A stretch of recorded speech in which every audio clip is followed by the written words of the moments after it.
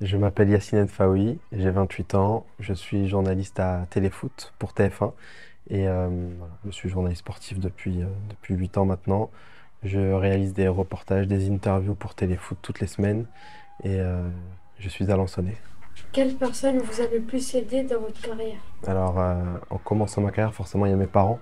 Euh, j'ai été très bien accompagné jusqu'à aujourd'hui pour pouvoir vivre ma passion et croire en mes rêves.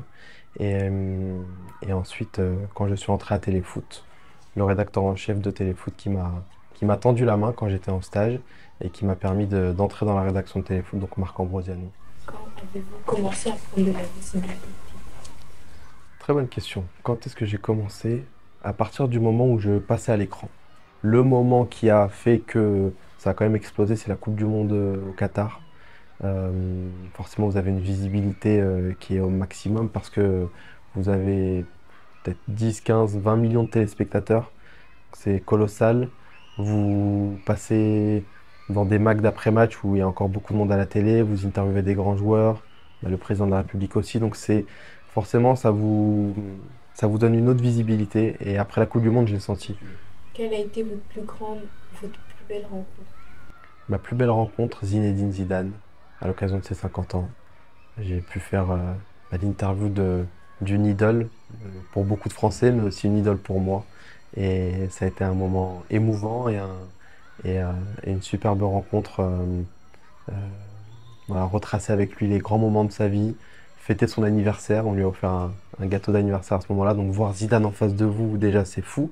Voir Zidane souffler un gâteau, c'est fou. Souffler ses bougies et voir Zidane avoir les larmes aux yeux, c'était touchant. Donc, ouais, Zizou, c'était un très très grand moment. Dans quel club avez-vous commencé à jouer quand vous étiez plus jeune? J'ai commencé à jouer à Arsenal, j'étais milieu de terrain, j'étais ailier.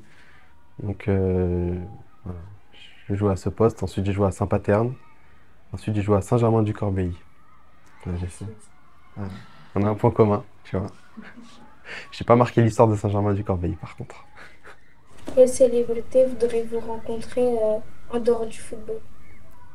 J'ai pas eu l'occasion de rencontrer Rafael Nadal encore. Je l'ai vu jouer à Roland-Garros, mais j'ai pas eu l'occasion de rencontrer ni d'interviewer Rafael Nadal.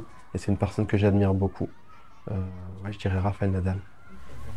Est-ce que ça vous fait de revenir au collège et de témoigner auprès des élèves? Pour moi, c'est spécial parce que je parle à des enfants qui viennent du même milieu que moi, qui fréquentent le même collège que moi. Et forcément, vous parlez, c'est comme si je revoyais le petit Yacine qui était là.